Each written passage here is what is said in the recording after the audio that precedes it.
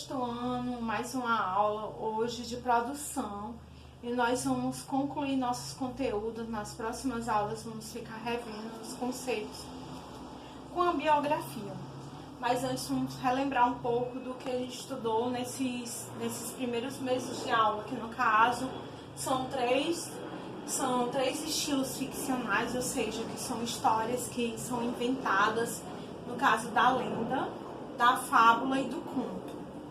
Então esses três gêneros, eles são narrativos, porque contém aqueles elementos da narrativa que a gente trabalha desde o início do ano, que são os personagens, o espaço, o narrador, o enredo, o clímax e o desfecho.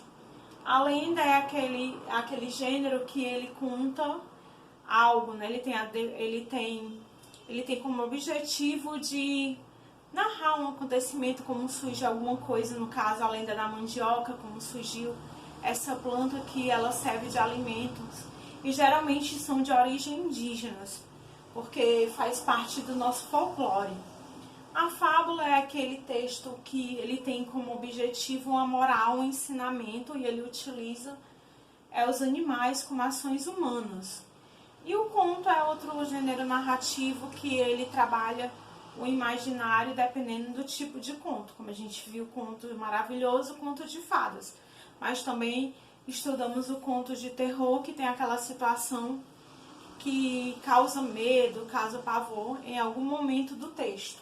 E a biografia, o que é uma biografia? É um gênero textual que tem como objetivo narrar eventos marcantes. E aí, nesse caso da biografia, geralmente de um atleta, de um escritor. Então, esse estilo aqui, você precisa ter um conhecimento sobre a pessoa que você quer falar.